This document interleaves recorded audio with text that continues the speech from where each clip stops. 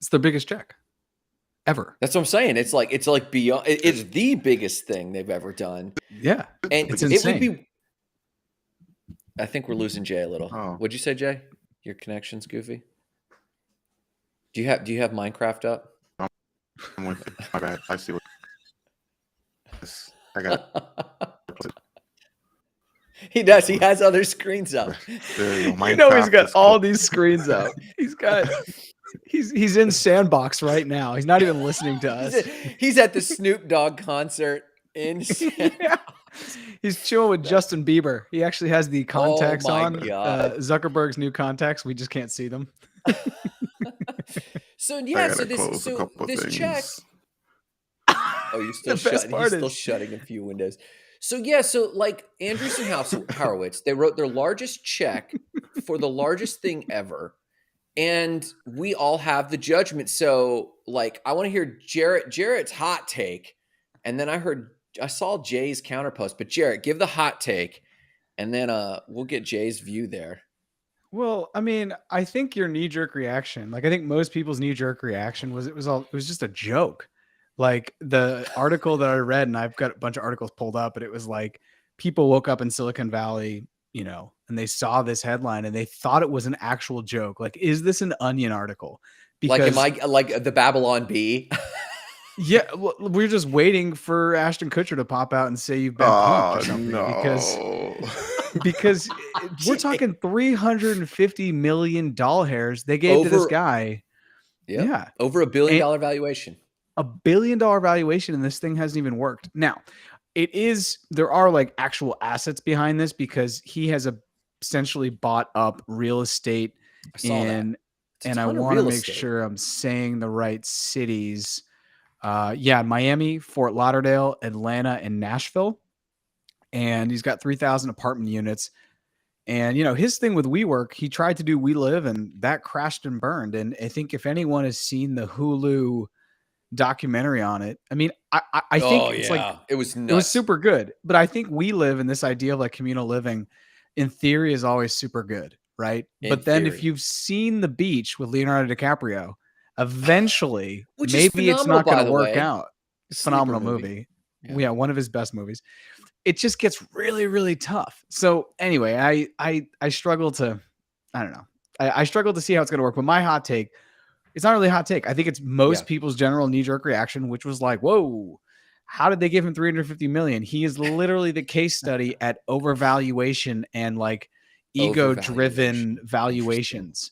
It's like he and Elizabeth Holmes. I remember watching both of those, the Theranos and then the WeWork, in a marathon this past February or March when they dropped. And I was like, whoa, like I was in New York with some other people we were watching. We're like, this is insane. But do I believe he's a great salesman? Yeah. Do I believe he's actually a visionary? 100%. Do I believe he's a visionary, but you believe that this is a joke? Yeah, but I think that there's a difference between having a vision and being able to execute. And I think he can sell to a room of people, but like, so could Billy McGrath, the guy from Firefest. Like, I think there's a difference between being able to sell people on an idea. Not the same. Not the same, but at the same time, if you look at those three characters, they're all pretty, Elizabeth Holmes, Andrew Newman, and Billy McGrath, maybe Billy McFarlane. And who's the chick who was like the fake heiress? Oh, yes, she ran with all these people. Yeah, I haven't seen that, but I'm blanking on her name. But anyways, I think so. Part of me says, how could you give this guy money? He already took a company to 47 billion. They went public, and overnight the thing crumbled. And a lot of this, from what I understand with WeWork, they just had way too much debt, and they weren't servicing it because they weren't getting people into these into these workspaces. And the other part of me is this thing I saw, and I guess can I just read from it? It was this LinkedIn post, and I thought it was brilliant. And it was early this morning I saw it, and I was just kind of giggling to myself because I was like, this dude's a hero. And he says, regarding all the hate, Adam Newman, I want people to consider the following, and I'm going to go on a rant. And then, but basically, he ends it up. His last couple lines are just so classic. He said,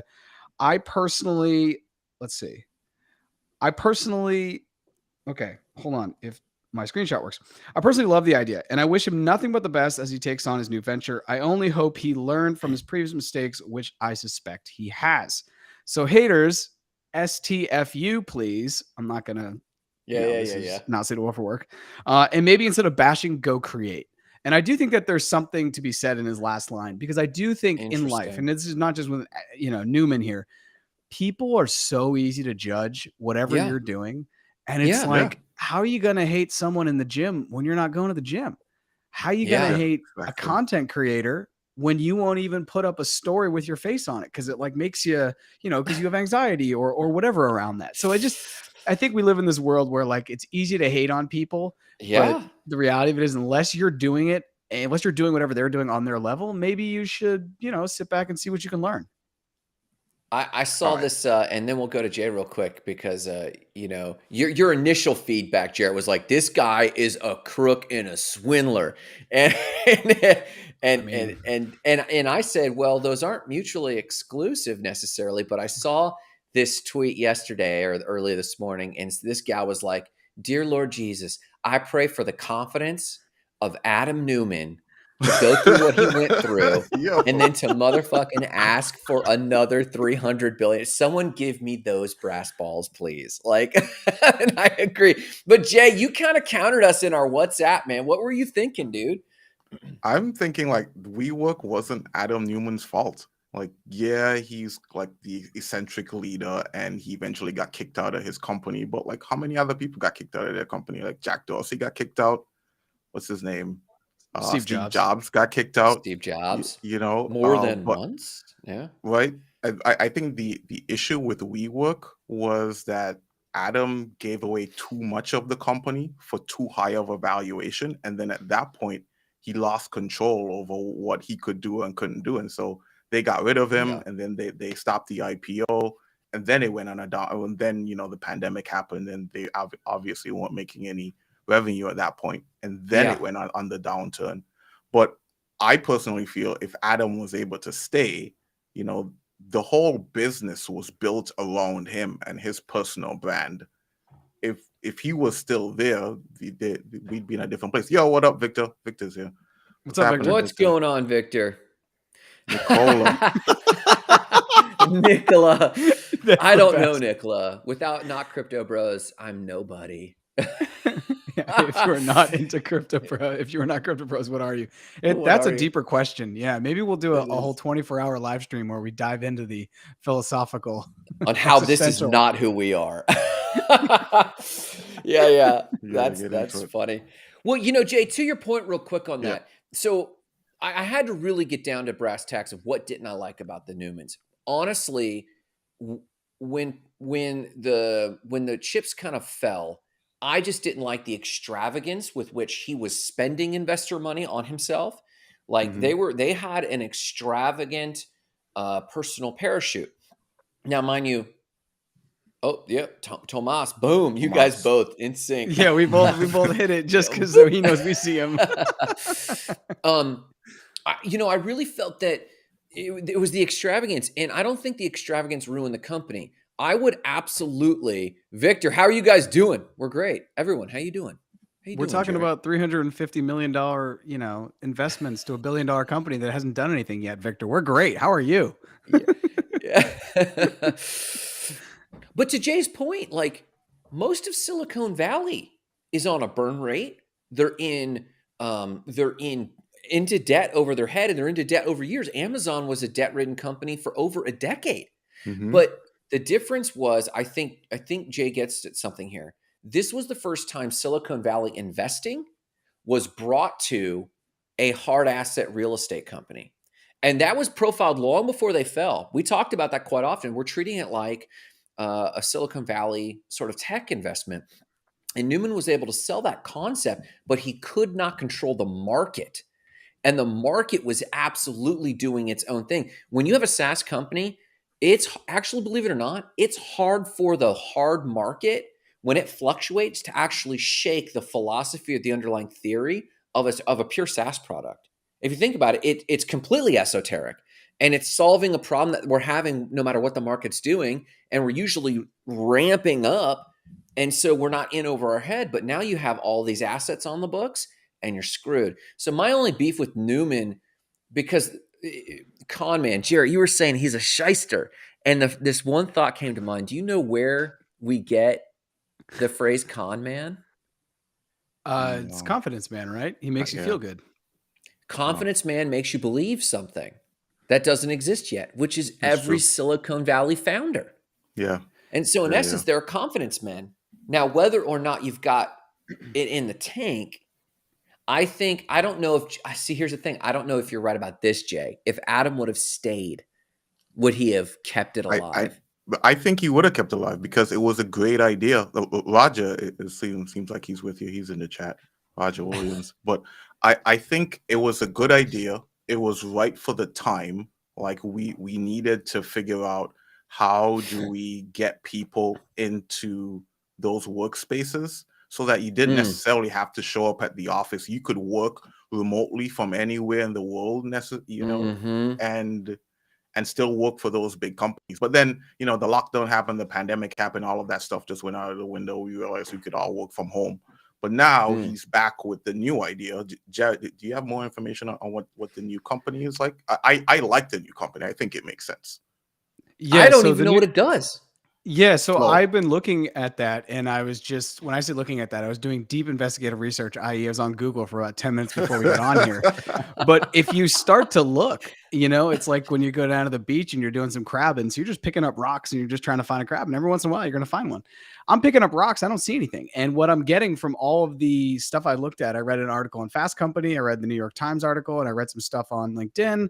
What else did I read? I just read something, if you type into Google, it gives you like the top thing. Yeah. They haven't really said, like, there's nothing explicitly saying that what they do for right now.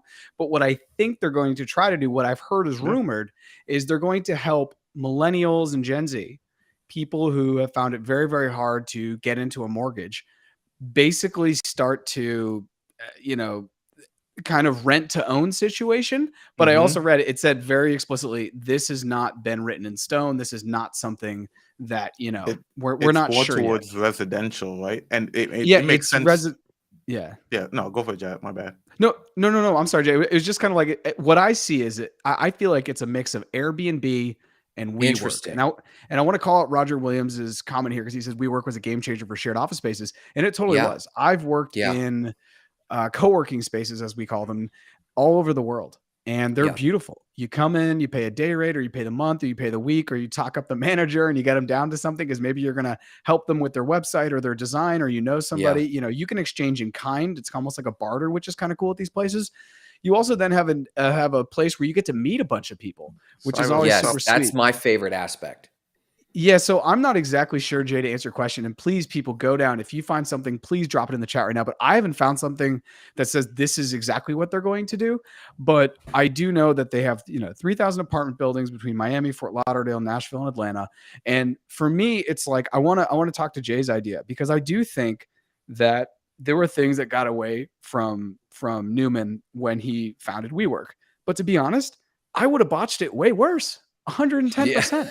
If I had a $47 billion valuation and I could just talk, I could talk to the dude from SoftBank, he was like in my DMs, dude, I would have done worse. So I want to put that out there, that anyone who's going to judge him, it's also like, have you run a multi-billion-dollar company? Well, you probably haven't, because there are only so many unicorns in the world, right? Unicorn being $1 billion valuation.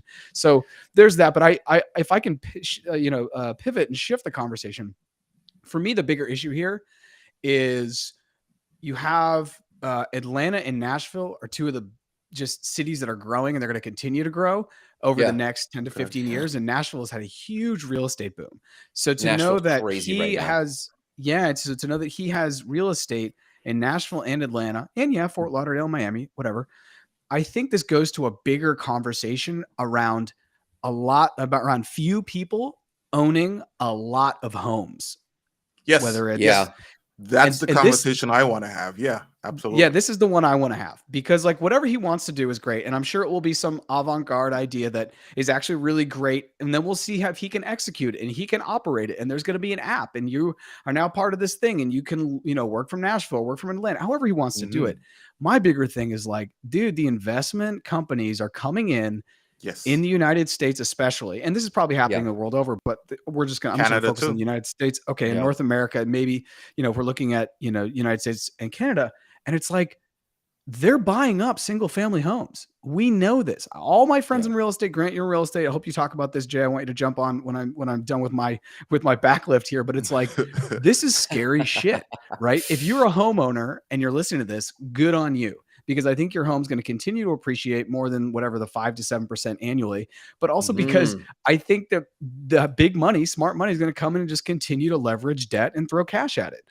And long term, I think we're going to be definitely in a renter's economy. I think in 20 years, owning a home is going to be like being a one coiner, going back to crypto, and it's going to be a rarity. And and if you're a whole coiner and you have real estate, you're going to have your kingdom and your own little jester being Bitcoin. So anyways, I'm going to throw it to you guys, but I think that's the bigger conversation that needs to be had. Should a guy, anyone, it could be Adam Newman, it could be anyone, start to be able to have so much control over so much real estate? And what does a renting economy do to the overall U.S. economy, which we know, per 2008, so much of it is founded on the middle class having access to home ownership and building wealth that way to be able to do other things. So anyways, passing it on.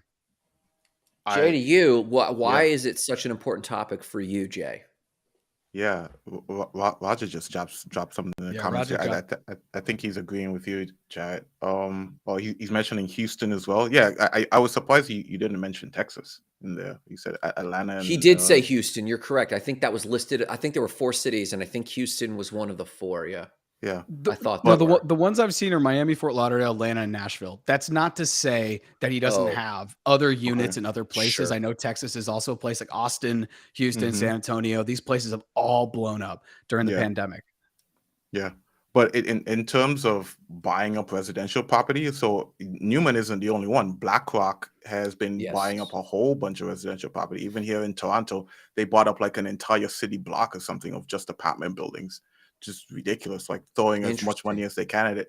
I was talking with someone, and just pure speculation, from me, just me being the pessimist, but we just sort of feel like the whole thing is right. We sort of feel like it's eventually going to get to the point where it's going to be really difficult for just the average person to be able to buy a home, just because home prices are going to continue to rise. Like where I am in Toronto right now, every house around me costs at least $1 million. It's not worth $1 million. The value is $1 million. If you look at these homes, like, nah, that's $100 house, $100,000 house. That's maybe a $500,000 house. They're all valued at $1 million, dude. Jay, I'm waiting for your app to come out, and then you can compare the Jay Harris estimate versus the Zestimate, and there's a huge difference there. The Harris curve, exactly, the Harris curve. Man. But as for Gen Z, which is the largest generation right now, it's almost impossible for them to afford a home. So what's going to happen is all of them are just going to be renters, and so these investment companies are buying up rental real estate, and so that that's how they're going to make money in the future. And I think that's the same thing that Adam Newman sees, and that's what he's trying to accomplish. Yeah. I would be surprised if his final business model did not have a membership model for Gen Z, targeted towards Gen Zers. We've thought about buying up land and doing like tiny home villages. That's sort of, or like where there's a shared kitchen or dining hall space where you all can kind of consolidate some of the heavier appliances. Like do you really need, for 5 families, do you need 5 ovens, or could you get by with 3 or 4? So like a lot of collaborative, but that would be the beginning of my cult. And we would just no one is liking this in the comments, dude. Victor says socialism. Yeah, exactly. But I think it's coming regardless. I don't think it's coming because it's being forced on us by the powers that be, like BlackRock. I don't think the Illuminati is coming for these people. I think that this is them responding to market situation. It's already a market situation that the average person can't afford a home. It's already the market situation that millennials and Gen Zers don't want the responsibility. I just got off a call with one of my clients who's an executive coach, and I coach him, and then we do some web stuff for him. And he was talking about, like, listen, I'm not going to poo-poo Gen Z, but I will analyze the fact that there is an entire different principle shift that they've seen is not working for them that worked for their parents. And we know this, but it's codified for Gen Z. Like Gen X was like, Gen Alpha is like, maybe. Gen Z is like, no way, this isn't working. And so are the powers that be oppressing them? Is it bad? Or if they're just responding to market demand. But mind you, too, this isn't the first time large companies have bought up large swaths of real estate. This is partly what built up to 2008. We bought most of our properties from single companies like BlackRock, Bank of America, who sat on huge books of real estate. Now, this apartment building thing is whatever. I don't know, but I would be surprised, though, if Newman didn't have a subscription-based model like a SaaS product of, I could live here. Here we go. Roger says he disagrees. The generation is programmed. What do you guys think? Do you think this generation is being programmed, or you think that the market's just responding? I mean, we've lived through it. Like, if you're 20 years old right now, you lived through the last recession. You may not have understood it, but you kind of get, like, maybe necessarily owning expensive homes isn't a great thing. So it could be some Not programming. fun. Yeah, could be some programming. And then the thing that I think about, like, I personally don't think I'm ever going to own a home, at least not like a massive home. If I own a home, it's going to be, like those tiny homes. Have you seen the tiny home documentary? Oh, I'm going to own one of those tiny homes, because like I don't want to, like, have to mow a lawn or have to deal with the what do you call those, the association, the homeowners association, home HOAs, yep, and then do all of that stuff. Like, nah, either that or I'm just be in a condo and just hang out and have somebody else deal with all of the stuff. Like, when I go outside of my condo, like, it's green outside, it's amazing. I never have to do any of that. It's always shoveled, like there's no snow. There's, what I'm saying? Like, maybe that's I have had two clients who owned multiple pieces of real estate, and they said, I don't want the headache. They liquidated, moved into a condo, and that was just what you're describing. They had the benefits. Victor jumps in, and if I get there, Victor, I'll totally answer this. What is a free market for you? Is it market? If it's market reaction. Interesting. Man, this is driving people. This is triggering people, huh? Roger, if you don't mind expounding on this, I'd like to know what you mean by this. Companies own no inventory, so kids own no inventory. I'd like to know what you mean by that. It's Airbnb. Remember, Airbnb had no inventory. Maybe they're mirroring Uber has somehow. no inventory. Yeah, that could be it.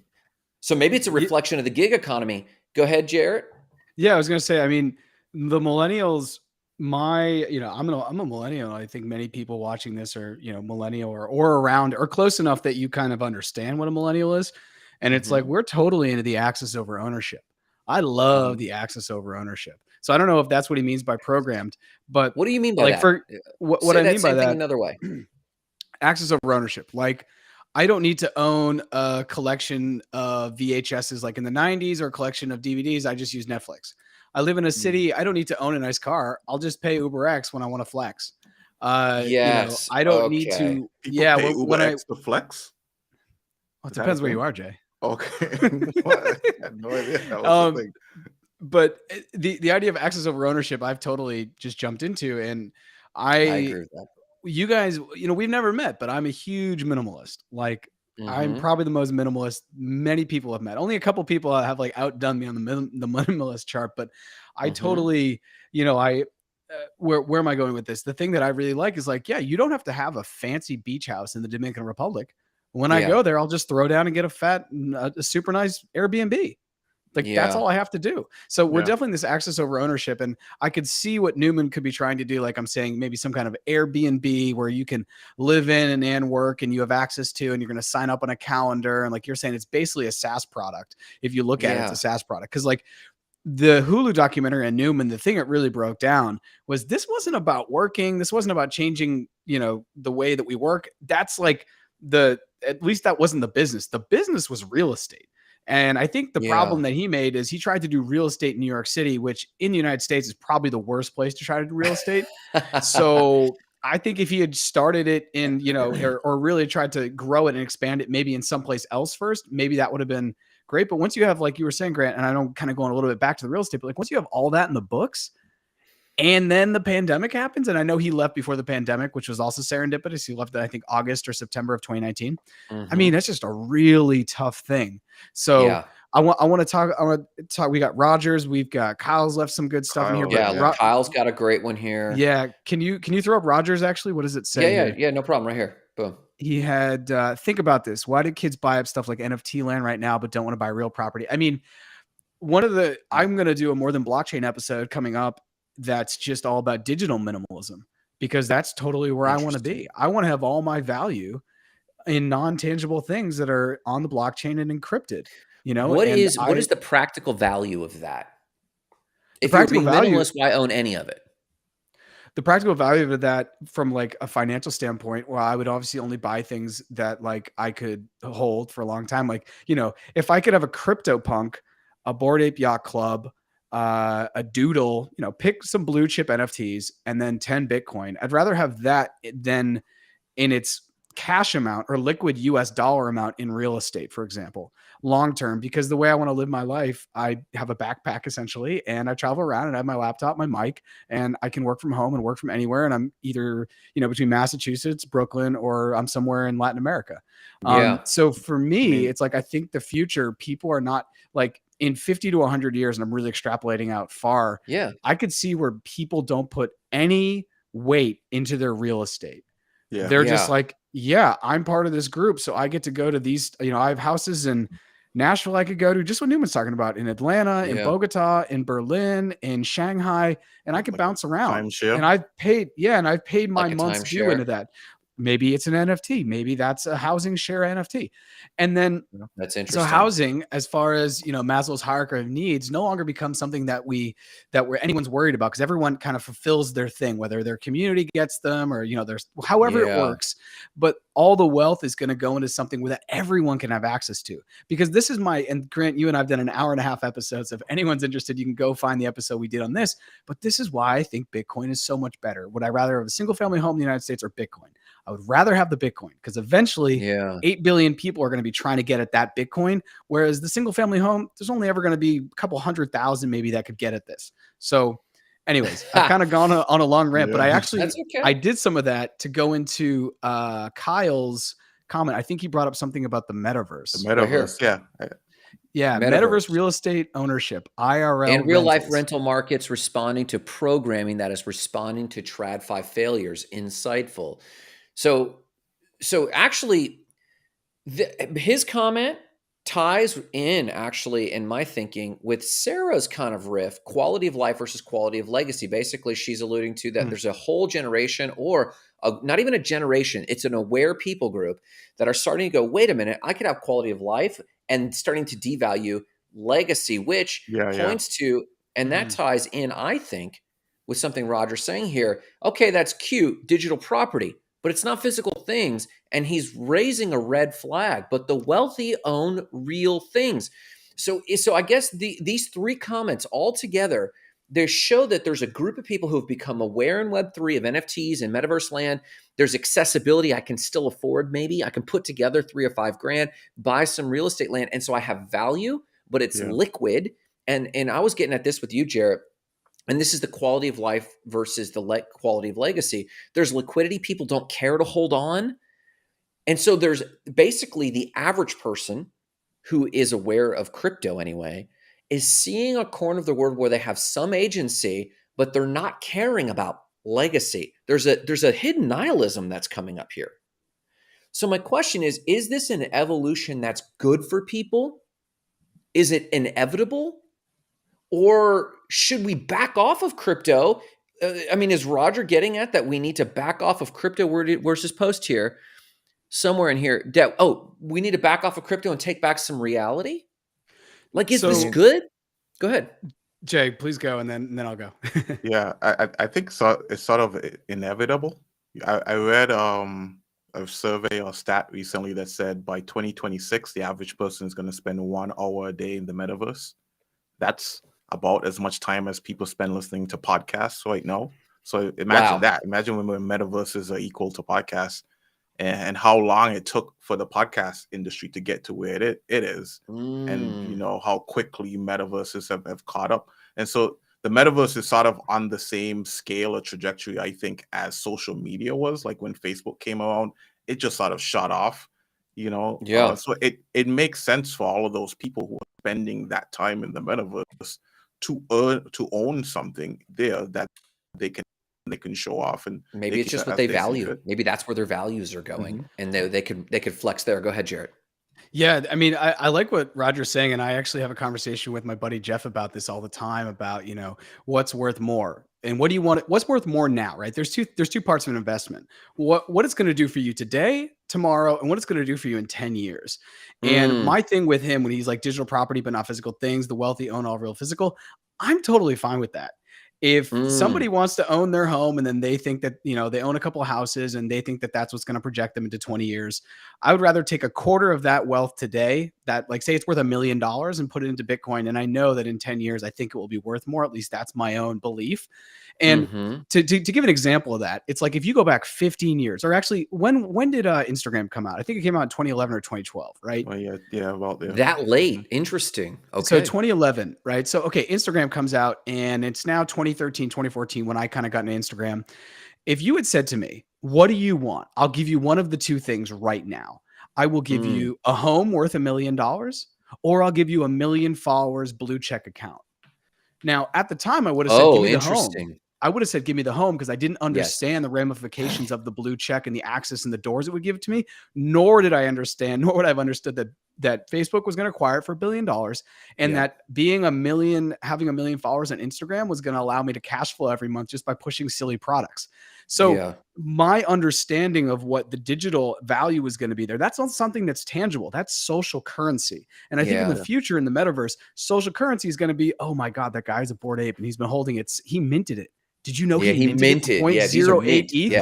Wow. When ETH the was mint 2000. check. Yeah. The mint check. So my point being is I think it's really tough for us to be able to sit here on the side of the shore and look out in the ocean and say, this is going to be worth, or it's not. And I'm not sure if that's the point that Roger's making, but that's always where I push back when they say, hey man, why don't you want to get a house? Or why don't you, what do they say about land? The thing they say about land is they're not making any more of it, so you might as well buy it. And I'm always like, well, there's 21 million Bitcoin. And once again, I'm not trying to be the maxi here, but it's like whether it's Bitcoin or it's NFTs, most of these things are on a limited basis. And whenever you have a limited basis and the demand increases, if the supply is the same, we know what happens with the price. So that's, I think, where things get interesting. But I will agree with Roger right now. Yeah. If you look at the rich people, a lot of them do own, physical things. But I think, Grant, was it you who said that all the millionaires who are a lot of the millionaires, there's a percent of millionaires who are, quote, millionaires. Many of them have done it using real estate. And I think you said, but none of the billionaires have ever become billionaires using real estate. So it's like, I don't know if I said that, but it's something I caught lately. Yeah. Yeah, so it's like a good thing to get you to the next level. And all my friends who are financially free and do not work, they all have very extensive real estate portfolios. It's about 80%. And that's how they get their, they get their draw to be able to live the life they want to live. But I think it's really interesting if you then look at the billionaires. The billionaires is tech. The billionaires is Warren Buffett, who's been investing in Coca-Cola since like Jesus was alive. So, these are things here. But we've got a ton of comments. You guys want to grab one? Jared, I actually want you to pick up on Nicola's comment. It was mentioning like what companies like go down a bit, not too far down. So it says on a serious note, Nicola. Oh, Nicholas, here we go. Got it. On a serious note, since you guys are reasonably up to date on what's happening in the Web3 space, please talk about Web3 businesses that will be the most successful in the next few years. So Jared, I think you actually already touching on this, right? Like, if I may interject a single thought and then get to Jared, if you don't mind. No, go for it. But I wanted to go back real quick about Newman. I don't know if you guys remember, but Flow had a Web3 component. Do you guys know that it had a blockchain component? No, go on. Flow was known as Flow Carbon. Okay. And it was a carbon credit based business. He got an investment from Andreessen Horowitz For 65 and then million. I know about this. Yeah. and then shut down 75 million, I think it was. 75. Mm-hmm.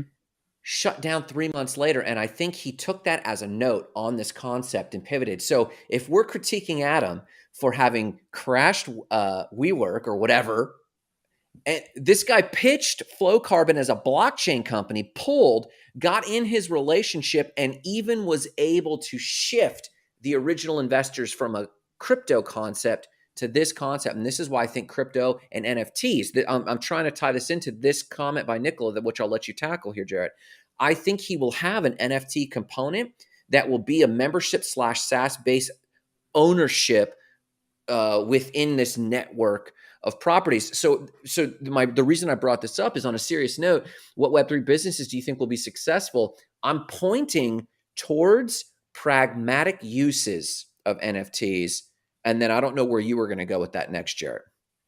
Yeah, I think you're right. Pragmatic uses. And I think one of the biggest things, and I think all three of us have talked about this off mic, and I believe I've talked about this with Tomas and Victor and some of the other people who are here in the chat, but it's like moving forward, this idea of the hype is done, right? If you think about NFTs as just like t-shirts, Bored Apes come out and they're like, yeah, we have 10,000 of these t-shirts with monkeys on them. Who wants them? And then people go crazy for them. And right, you had to get your t-shirt. But like in the future, you're going to have something that's going to solve. It's going to have to solve something. And B, it's going to have, for me at least, these are the two things I'm looking for personally. It's going to have to actually solve a real world problem that isn't solved by Web 2, if you want to use, I'm using quotes here. And then the other one is it has to have an IRL component. That is so key. Like the World Cup is coming and it's going to be this November, December. And for me, it is like my holy holiday. Every 4 years, I watch the World Cup. But I can see in the future where FIFA is going to say, oh, yeah, if you want to go to the games or, get into the, the final, whatever, it's just going to be it's going to be tokenized. And it's they're going to be able to, it's going to be one of those things where then if you can't go because of COVID, because of, some new global pandemic, because the airline doesn't work, whatever it is, I'm sitting, so for in 2026, the World Cup's going to be in the United States. And I guarantee, you can quote me on this, please, they will have tokenized tickets on some level. And the reason why is because being able to resell it is so easy. For so long, when I had tickets and I couldn't go to a game, I would have to get on Craigslist and then be like, all right, I'll meet you outside the stadium. We'll meet at exit 32. Yeah. And I'm not the biggest dude in the world. So what if some dude comes up and hits me over the head like a Acme character and he just takes my tickets? So in the future, I'll be like, all right, bro. And there's going to be some, market where I'm going to be like, all right, come in the market and I'm going to be able to put these tickets up. So I think tickets, events, entertainment, and this is not only just for IRL things. I think IRL in 20 to 30 years, as Jay's talking about, as the metaverse continues to grow up, continues to grow and people get the technology to be able to enter into it. I can see a future too, where ticketing is also going to be a huge part of metaverse events and stuff like that. Absolutely. I mean, I believe ticketing, Get Protocol, is the pioneer in ticketing. We've mentioned our contacts, my friends in my hometown, Relic Tickets, who, though they're built on Get Protocol, they have built on the Get Protocol. However, they have pioneered the IRL relationship building for South by Southwest and the Boeing convention. They've been doing all the ticketing for that. They will be the pioneers in how we actually get NFTs to work for us in a way that we don't think about them as NFTs, for sure. I want to jump down the way here because we've got a lot of good stuff. Kyle Butler says, once digital ownership becomes real, digital assets become legacy, full custodial, can be passed on, which ties with what Sarah's saying. With decentralization increases the opportunity to build lasting lineages and legacies. There seems to be two camps, and one of these camps is, this is cute, and this raises a question that I'm posing to you, gentlemen. This is all powerful. Digital, legacies are being handed on. Young people don't have a lot of liquidity or value, so they're moving into the metaverse and they're getting blue checked accounts and they're involved in there. And so maybe that stuff has true powerful influence. But Tomas, and I believe Roger's sentiment as well, is, but the wealthy are going to own all of this, even down to the servers and the hardware. So is crypto and Web3 and the metaverse just a very well-formed matrix simulation where it's not the robots that own everything, but the wealthy? I mean, is this really good? Jay, you want to take this? I mean, I can go. I'm ready. He's on fire. Go for it. Give me a second to think about it. Yeah. Okay. Yeah, Yeah. I'll give you something to. Jay's I'll give you next. something. Okay, I'll give you something to jump off of. I think the rich are always going to own more than the poor, straight up. It doesn't Hands matter down. what Agreed. it is. That's Agreed. it. But I think what Web3 is offering, and if you're watching this right now, you have access to this. You have the chance right now to go out and get these things at primo prices, because in 10 years, and I know I say 10 years a lot because I think it's like an easy thing for us to be able to jump to, but it's also, no matter how old you are, you think about 10 years ago, it's like, wow, that was like last weekend. Yeah. I think that what Web3 is allowing right now, and I want to talk about this from a global standpoint because I think that this is super important. When I'm in Colombia, for example, and I'm just going to use Colombia as the example because it's the most tangible one. If you want to invest in stocks, you have to go through the Colombian stock exchange, essentially. And like, the you narco can't buy trading we were talking Amazon. about. Yeah, you can't buy Amazon. You can't buy Coinbase, right? So if you want to, and I was talking with a woman that does personal finance. Her name's Karam Suarez. And if anyone's interested and they want Spanish content on financial personal finance, please reach out. She's been on the podcast. We're always in touch. But she was like, yeah, it's really, really hard for people to talk about personal finance in Colombia because one of the biggest tenets of personal finance is create a budget, start saving money, and then when you have your plan, invest in what you know. But on the Colombian, for Colombians, and this is just one example, they can only invest in like 40 different things. And you can't buy fractional amounts of a stock. So if the stock's worth $2,000, you can't just put $50 in like you can on Robinhood. So what Web3 and what crypto does, and this is the thing I'm probably most passionate about, is I think it's giving more people the chance around the world to be able to invest in something that ideally will appreciate. If they're just going to look at Bitcoin, they've never, so many people, and it goes back to our conversations about ownership and physical things. So many people on this planet are already renters. This idea of home ownership or owning anything is such a privileged idea. And I think it's part of the ethos of the American dream, which is like, have your white picket fence, own your home, you have your private property, and you can tell anyone to get off. That does not happen in many, many parts of the world. So if I'm in a country where I'm in, really close to the edge of poverty, but I can put $1 a day, maybe less than $1 into Bitcoin at a low fee. I've never had that access before. So yes, I do believe the rich are always going to have more, but I also think that we've never had a time before in human history where people could have actual ownership over something that I think will hold their purchasing power into the future. Because if you're poor and you're in another country, you just may be kicked off the land. You just may be asked to leave. You may be just kicked out of your apartment, and there's no chance for you to. And I've seen a lot of comments in here, talking about digital legacies. And I like what Kyle said. And we recorded yesterday. He's got a fascinating thing. He's into insurance and how Web3 is going to be transformed by insurance. But Jay, I want to pass you the rock and say, does any of that resonate with you? And where do you think the opportunities are for maybe the quote poor to be able to better themselves more? Because the reality of it is, and I saw this the other day on a YouTube short or something, there's like 9 people that own more than $50 billion of net worth. And then there's like 300 something billionaires. And then there's a lot of millionaires, but then there's the rest of the world, right? And one of the things I read in a finance book, and this is years ago, it was like, if you're making more than $35,000 a year, you make more than 1% of the planet. You were in the 1% of the planet. So I think our ideas of rich and poor need to be laid over a framework where we understand what that actually means on the global level. And I think under that, I think that there's opportunities that there haven't been before. But Jay, I really want to hear from you because you have contacts around the world as well. Yeah. Well, I'll pick up where you left off, Jad, and just sort of say, like, wealth is something that's relative, right? Like, someone told me this story. You all know Grant Cardone, who's the real estate investor, speaker, business coach. So he was doing one of his events and he was talking to people in the audience. He was asking someone, how much do you make? And the dude said he makes $5 million per year, which is a lot of money to most people. But Grant responds by saying, yeah, I remember when I was poor too. I remember this interview. So it's a super relative thing. But Jack, to what you were saying before in terms of being able to invest and fractionally invest. So I used to work for a stock exchange, and that was sort of the situation that a lot of people found themselves in as it was either that you got into one of those stocks really early when they were initially doing the initial offering, or you just couldn't get in at all because it got to the point where you couldn't afford the $1,000 to buy one share. And even if you could get one share, like what's really one share worth to you?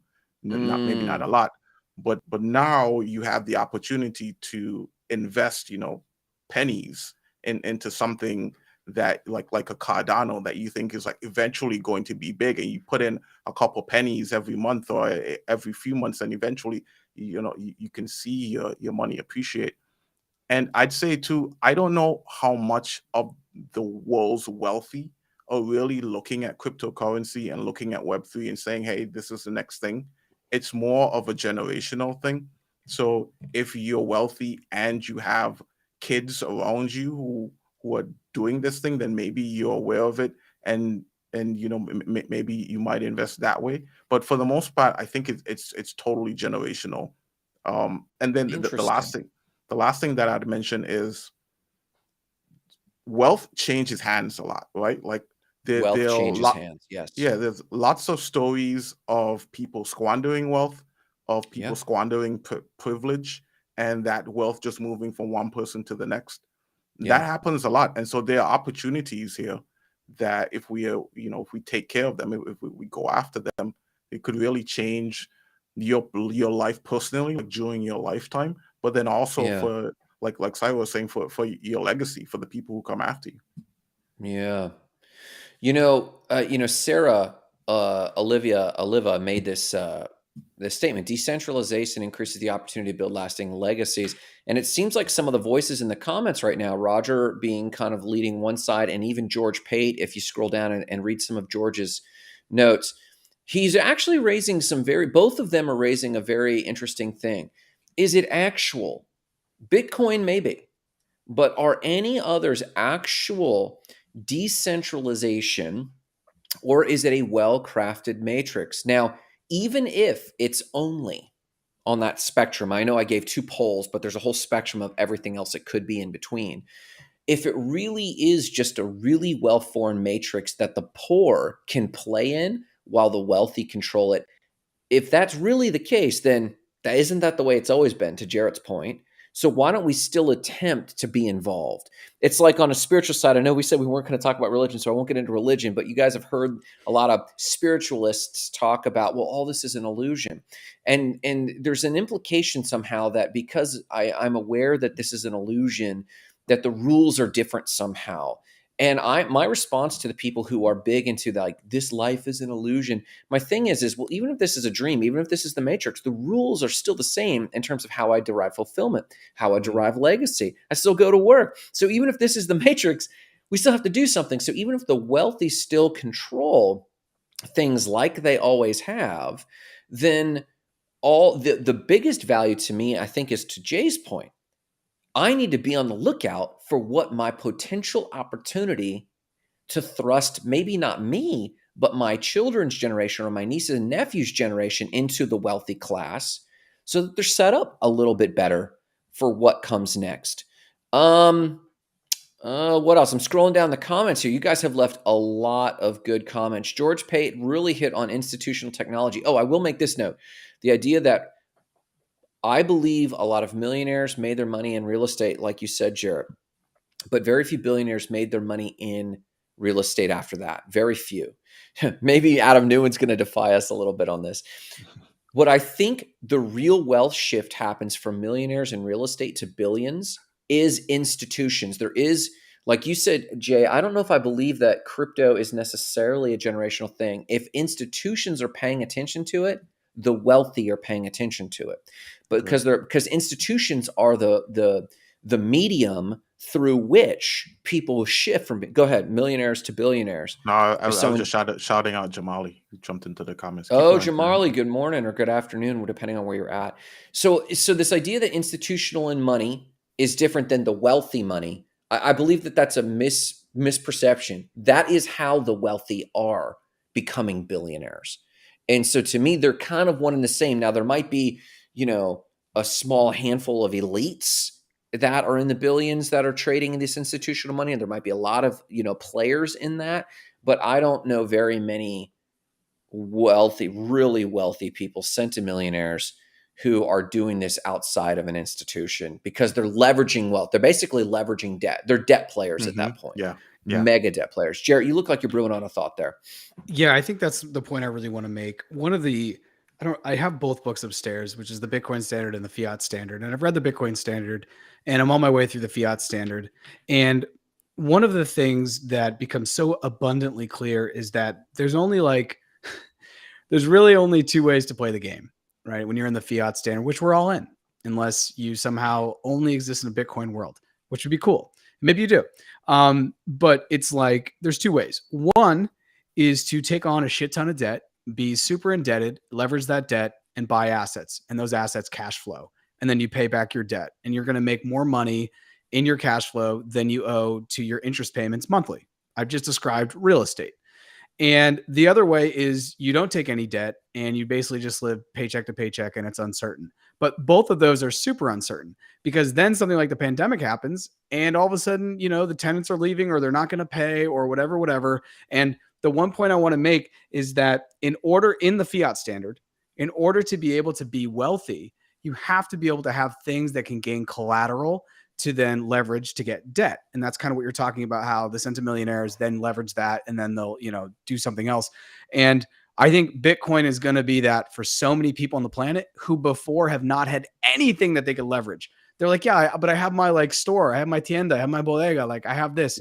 The bank doesn't give a shit, right? Because you don't actually own it, you're just renting it. So then it's just an idea or a concept that anyone can easily come through and get. So I'm very interested about that. And that's one of the things I think that's a huge part of building wealth in the world we live in, which is being able to leverage something physical or something that's of value. You can leverage stock to be able to say, hey, bank, give me some more of this fiat so I can go out and buy something else. Jay, you got an idea?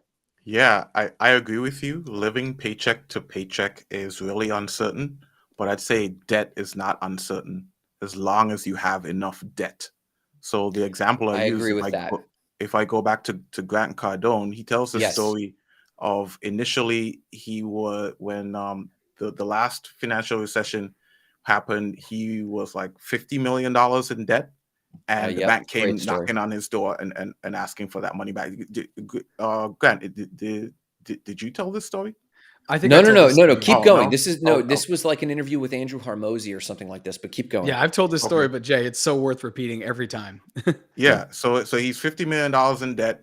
The recession starts happening. The bank comes knocking on the door saying, hey, we need that money back. You got to figure it out. And he has to go into bankruptcy. But most people would think like, oh man, next time I'm never going to go into that much debt. Grant does it the other way. He said, next time I'm going to go into more debt. Now I'm $5 billion in debt. They can't come knocking for that money because if I default on that loan, like the whole thing is going to come down. They've got to figure out how to help me to get back on my feet because of the amount of debt I have. So I'm saying that if you have enough debt, you're basically golden if you can get to that point where you can convince people to give you that much debt. Yeah, you're spot on, Jay. And that story was so amazing. He was like, I'll never do that again. So what did I do? Yeah. I got way more debt. So that way, instead of coming to knock on my door, they invited me for a lunch and said, how do we fix this or something? It wasn't, we need the money what back. Can we do for you, Mr. Cardone? Yeah. How can we show up for you? And one of the things I want to talk about, just going back to the Fiat Standard, and you've talked about the 2008 financial crisis. In the 2008 financial crisis, I'm pretty sure it was 700 billion that the Fed had to print one night to make sure that everything kept moving. Yeah. Yes. The government is about to sign the Inflation Reduction Act by printing 750 billion more US dollars. This is going to kind of go through, and I'm sure the Republicans don't like it only because the Democrats are putting it up. But basically, government just prints money at this point. No one's talking about this. There aren't people like, oh, they're going to steal our wealth. That's how bad the money has inflated. That from 2008 to now, which is 14 years, it's not even a conversation anymore. People are like, oh yeah, just print the money. We need it. So to go and touch on that Fiat Standard idea. So this raises an interesting idea that I read between the lines. For those who are watching the show, like I'm big into financial freedom. I am Mr. Crypto, but really I'm Mr. Anthropologist. And what I'm really curious about human nature, us as a species, with what the inflation you're talking about, Jarrett, one has to wonder if cryptocurrencies, the metaverse, is a technology that our species gave birth to, an evolutionary technology. How we were sensing the devaluation going on of the thing, of something that a resource that we had trusted. So we evolve and go, well, let's create a new world. How do we create a new world? And it's very meta to create a new world internal inside these machines where we can go and suddenly have more property and suddenly have more leverage, but it also be real, and us be able to obtain milk and eggs at the bodega and gasoline in the car through some real way that kind of gets around the system. So I wonder how much of this, I wonder in 50 years from now, if we'll look back and say, look at this evolutionary shift of what's going on. And there was a comment here that I wanted to point out that really triggered a thought here. George said, I'll get rid of it because it's so big, but he said, think of it as babysitting. We're basically allowing the metaverse to be our babysitter. Do you, one, allow it to babysit you and be comfortable like the previous life, or two, utilize this life to do things beyond your wildest dreams? This raises a really important question. And George, Roger, I love what you guys are saying, though it goes against some of my paradigm. I really appreciate the comments. Keep them flowing. It really raises this question of, this life is a subjective reality, even the IRL one. I think the metaverse is just the zeros and ones showing us by almost metaphor or parallel. Oh, look how subjective the metaverse is. I also think this world is subjective, meaning I could view it like George. I could view it like that. Or I could view it as an evolution. I could view it as a means by which the poor can start to get leverage, which, Jay, to your point, wealth transfers all the time. This is just one of the latest technologies. And just because it has a visual GUI, as George referred to earlier, this is just Web.1 with a new GUI, a graphic user interface, a new way for us to interface with it. It could be, but instead of poo-pooing that, what if I saw that as that financial moment opportunity? Because now that the institution money is coming in, we're early is about to be late. So you could get in this investment now and make your change. So I guess this raises a question from you two guys. Financial freedom is my thing. So I'm in crypto because I see a lot of financial freedom opportunities. Now that might shift and I might have to go to Adam Newman for real estate. Do you believe this is I'm telling you, man, do you believe this is a subjective reality, or do you believe there's empirical fixed knowns here, like this is good, this is bad, or is it just completely subjective? What is crypto in the metaverse for you guys? Is it fixed? Is it relative? Is it subjective? For me, it's pretty fluid. It's pretty subjective. I mean, there's good and bad things in this subjective reality, if you want to call it, just like there are good and bad things in our IRL world. And it's also, like you said, it's also perspective. The way I see something, somebody may see it super negatively.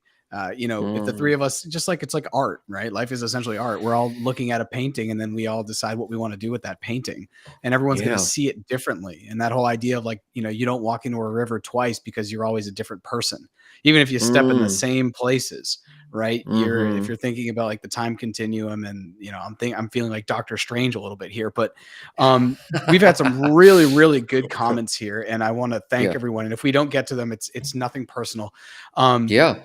But Jay, I want to get your take on this. What is it for you?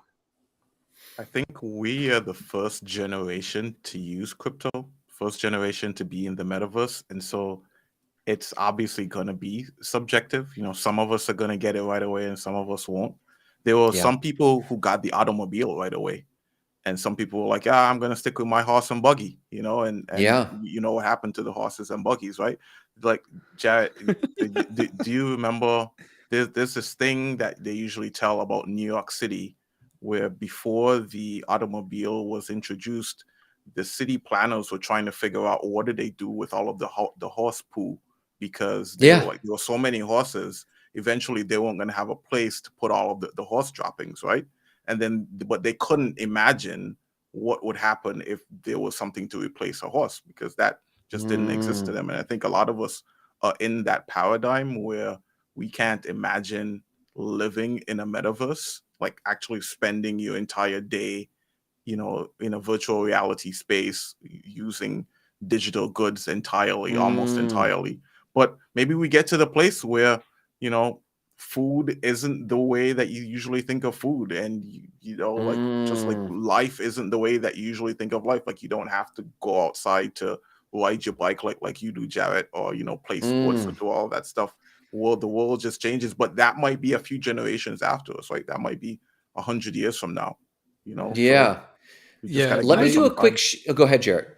No, if you want to just shout out, go ahead. But I want to pick off what Jay was saying. Do you want me to go first, or you want to go? Yeah, you go first because I'll kind of wrap us into some shout outs, and I'll use my shout out time for some of these comments real quick. Go ahead. Okay, yeah, because I've just been reading them too. And Jay, I think you're spot on. And actually, it's really weird. I think we've all been feeling this, not just the three of us, but everyone in the chat. Because in the last 2 weeks, I've had two podcasts that speak to this. Number 34 on More Than Blockchain, shouting out my own podcast shamelessly here, is Are we already in the metaverse? And then the one I dropped today is Why You Don't Own Bitcoin. I'll give you the TLDR. It's because you're scared of new technology, right? Sure. Most people listening to this maybe do own, but my whole thing is it's not about money. It's not about you don't have enough money. If you found it, if you understood it, and therefore it was a priority, you could find $1 to put into it. So I think it's more just the fear of technology. I talk about airplanes. I talk about cars. I talk about even smartphones. Because like when the Wright brothers were trying to get this balsa wood thing off the ground in North Carolina, you guarantee there was a line of haters. Like, that's not going to work. That's dumb. And then when they did, that's not safe. Oh, that's going to fail. So imagine our world without airplanes. It's really tough. And then episode 34, More Than Blockchain, I ran into a friend from high school and I tried to explain the metaverse and I ended up just sounding crazy. And here I am on multiple podcasts talking about the metaverse and how it's going to be anthropologically for humanity. And I couldn't even explain it to this woman who had absolutely no reference point. And I just felt like an idiot. So I created a podcast on that. But I really do think that Jay's hit on something here. And it's just so amazing. And Grant, when you do shout outs, I also want to get your opinion on this, but it's like, we are the first ones to do this, use crypto, talk about Web3, create live podcasts about this stuff. And in 100 years, people are going to be like, wow, what were they thinking of when this happened? Just like I'm so interested in it. If I could go back in time, people always ask me, where would you go? Right. I would go one moment in time. I have 5 minutes. I would go to when the Spanish pulled up and they met the indigenous people of the Americas. Because holy dog shit, that would be crazy to see.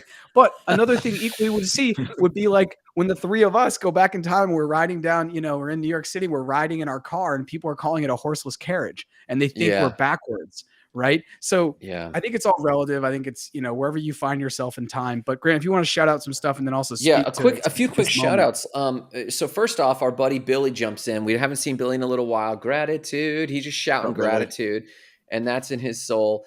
And then there was another one, and this was George and Roger, who, as I mentioned just a minute ago, I said, hey, man, I don't necessarily agree with all the paradigms, but I really appreciate the comments. Keep them flowing. And George just says, thank you for allowing us a space to freely talk. And then he asks us to add him. And then Sarah's voice, who I just welcome. She's like in her own world. And this is the evidence of Web3 as a philosophy. The expansion of DeSci, decentralized science DAOs, reflects the industry impact in aspects of cultural assimilation and decentralized technologies where it is intrinsically useful. Full stop. Now, this is a great point, but also it has a second use, and that it validates what Jay is saying.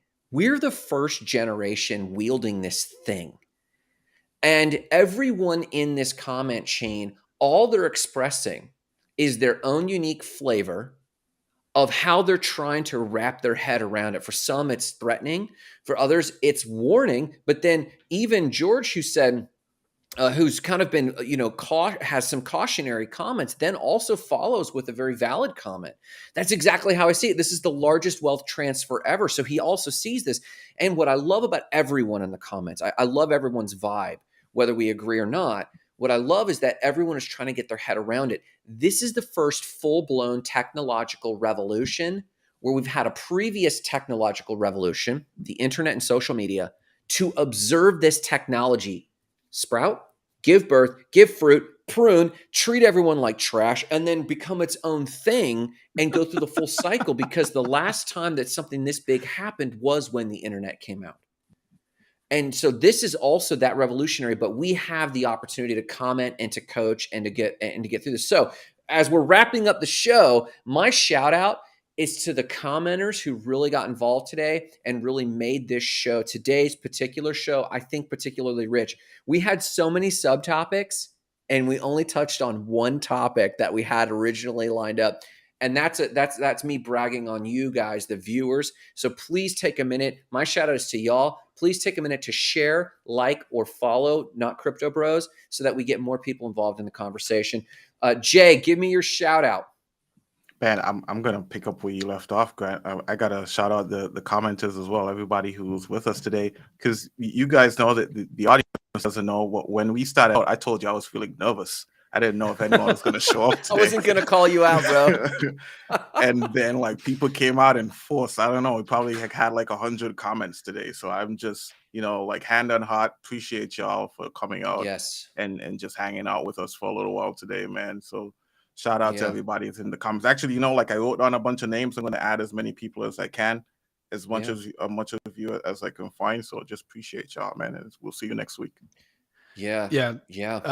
Just super quickly, thank you, everyone. Jay and Grant have already covered it, but like this whole experiment, this Not Crypto Bros, only lives. Our lifeblood is the comments and the engagement we get. It's kind of like we're music artists and we're up on stage, and if the fans give it to us, we're gonna be more excited. And this hour flew by. So go ahead. We're on Twitter, YouTube, and LinkedIn. Not Crypto Bros. If you're on LinkedIn and seeing this, please follow us. We're trying to crack the 150 so that way we can go live from our LinkedIn page. So if you want to do that, all of our accounts should be linked there. So you can go ahead, connect with us, reach out, send us direct messages. I've met so many people doing Not Crypto Bros. So Twitter, YouTube, LinkedIn, every Tuesday at 3 p.m. Not Crypto Bros will be live here. And thanks everyone.